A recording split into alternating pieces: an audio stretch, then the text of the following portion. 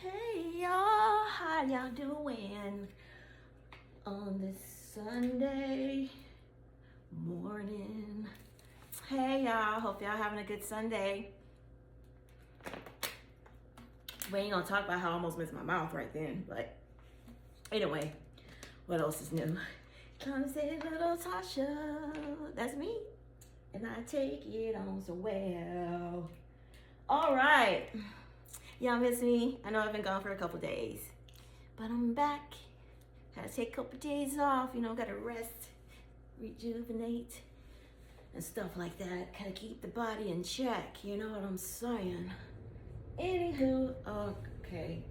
Yeah, my heat just kicked on. Hopefully y'all can hear me. I hope y'all can hear me good. Okay, enough rambling. Let's see. Okay. Today's life lesson. We are going to discuss I'm going to put a trigger warning on this. May not need one, but I'm just going to go ahead and put one on here anyway. Today's discussion is going to be about, especially for us empaths, we attracting people that attract our trauma. Now, when I first heard this many years ago, I didn't believe it. But I can tell you, I believe it now, probably more than ever. And I think this is also what they call trauma bonding. Now, some people may say, that's not true. You don't attract your trauma. I'm married to whoever. We've been married for however many years, and they haven't brought out the trauma in me. Okay, well, you may have a different journey than anybody else, okay? But hopefully you still listen to what I gotta say. But anyway, for those that are aware that they attract people that have the same trauma that you have. Now, here's the tricky part. If you are not self-aware, if you are not with oneself, okay? If you're not conscious, fully conscious with oneself, you're not even gonna even realize that you have trauma in whatever the situation may be, okay? Quick story, tell you mine. Okay, so, I'm gonna try to make this very quick.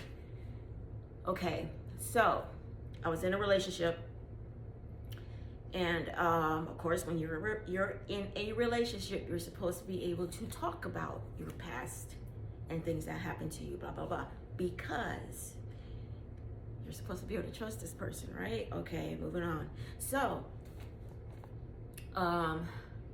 one particular day, he got into an argument, and he said something to me, and when he said it, it was like literally like somebody had right in the gut, like just punched me right. Like it. When he said it, it like took my breath away, and it made me sit down. That's just the type of realization how it hit me. That's just how deep it was. And when he said what he said to me, when people say your life flashes before your eyes and certain stuff, well, I guess this was one of those traumatic experiences for me. And what he said was, when he said it, it's like my mind automatically went to when I was a child, and it was said to me. And then it's like teenage years, and it was said to me. And then when I got to this part, it was like, wait a minute, we just talked about this. I just talked about this with him maybe like a month ago. And then it brought me to that current situation. And then all I could do was just like break down. It was like the worst pain. And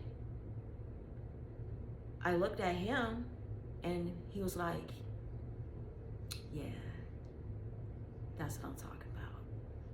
And he turned around and he went to sleep. Now, what he didn't know, and even I didn't know at the time, was that because it hit me so hard, and I'm not even gonna lie to you, I probably spent 3 days in the bed. But then when I dealt with all that emotion, then I got to a point when I said, this is never gonna happen again. It's not gonna happen again.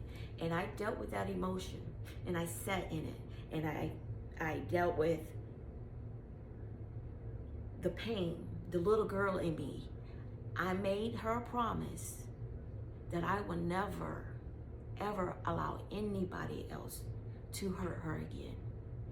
And from that moment on, I dealt with that shit.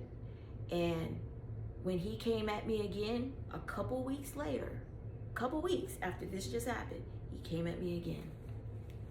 Guess what happened? I said, okay. He couldn't get the same reaction. That's when I knew that I had dealt with that inner bull crap. And at the same time, when I made that realization, there was no turning back. I made it in my mind. I set a month that I was going to be determined to get out of that situation. I ended up leaving 1 month than what I had planned. And that's when I realized it's not about me. It's no longer about what this person is saying to me. I don't care what this person is saying to me anymore, because what just happened and what I went through was something that I pray that a lot of people go through and get through and deal with it and come out on the other side. Because I haven't been the same. And I thank the heavens I am not that same person. And sometimes when you deal with your trauma and you come out on the other side, you can look at that same person that caused you that pain, and you can truly, without a doubt, say to them, I wish you well. I release you with love, because there's no anger. There is nothing left. There is absolutely nothing externally that anybody can say that will affect you, because you have dealt with all that internal bullcrap, almost cuss. But like I even care. But yeah, that shit. Okay? Yes, you have dealt with it. Let's see. Now, the other thing I want to talk about is where the person that might have caused this trauma, okay? This is where I get a little perturbed with some people. But actually, let me take that back. I don't anymore, because I now understand why they say it, and I have to understand that they don't understand my story. They don't understand my side. And I hope after I say what I say here in a little bit, that people will be a little more cautious about saying certain things when it comes to certain situations, especially concerning when you're dealing with past trauma. Excuse me. Anywho, now, some people love to say, when you start dealing with where the trauma came from, and as many people may want to try to avoid this, a lot of us are dealing with trauma that our parents put in us, caused in us. Now, a lot of people like to say, you only get one mother. To you people, to you all that say this, I don't know why I say you people, because that just don't sound right. To everyone that likes to say that, I say to you, please be a little more empathetic when you say that. Because when a child decides to go no contact whatsoever with a parent, especially if that child is an empath and that parent was a narcissist. You best believe that empath has tried every which way, up and down, inside and out, to figure out a way to have a relationship with someone that has caused trauma to them. And I'm going to tell you, when an empath decides to go no contact, it is because they have done everything. They have literally done everything other than say, here's my heart, please stomp on it. Some more. So when a child decides to go no contact with a parent, it's not an easy decision, because we know we have done a whole lot to keep it going. But what we have to come to realization is that we are the only ones trying to keep it going. And if you stop and you really look at the big picture, for me, if I wasn't giving any finances up, she didn't have nothing to say to me. And that's sad.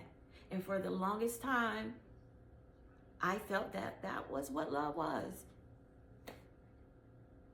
Giving people money. Yeah.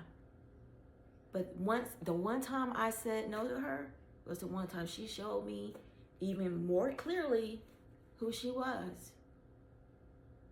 And trust me, when I had to make the decision, when she made it very clear to me, she was not taking responsibility for nothing. She wasn't going to be accountable for nothing. I had to just accept that. I had to accept it. And it wasn't like this was the first time. It was probably the 90 millionth time she had shown me there was nothing there.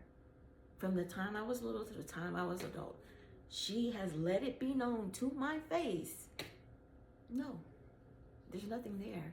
You were put here, I raised you, now take care of me. And that's just how it was.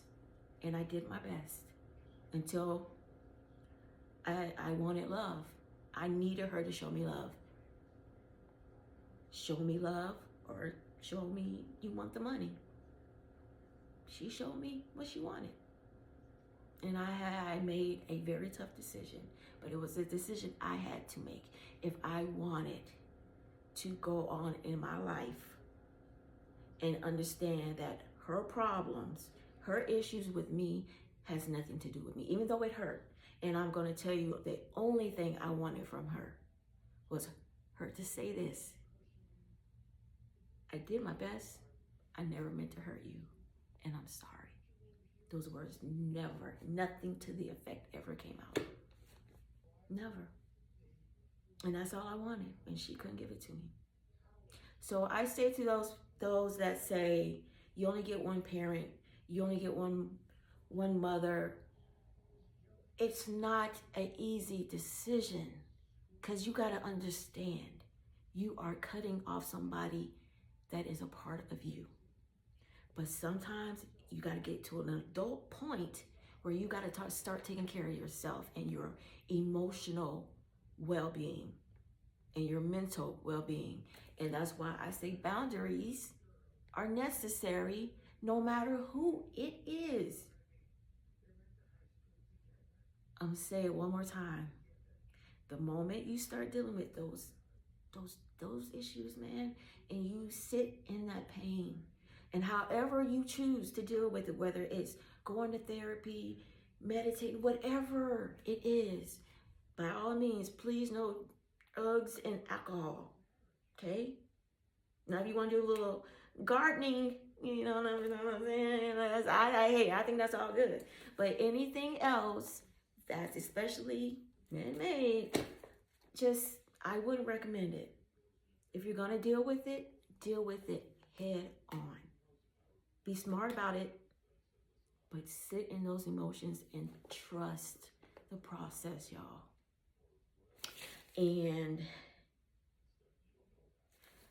But back to what I was saying about us attracting our trauma. The point I was trying to make, I don't even know if I even made the point, but the point I was trying to make is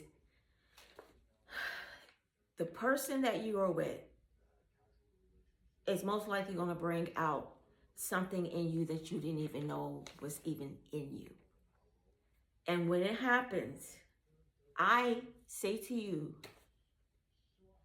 when those feelings come up, go within, ask yourself the tough questions, and deal with those emotions, okay? Please know these stories I tell you, I'm telling you because, number one, first and foremost, it's true. Also, because I really want people to get something out of this, because life is short, y'all. And I want people to deal with their issues so they can have a better life and be free and see things exactly for what it is.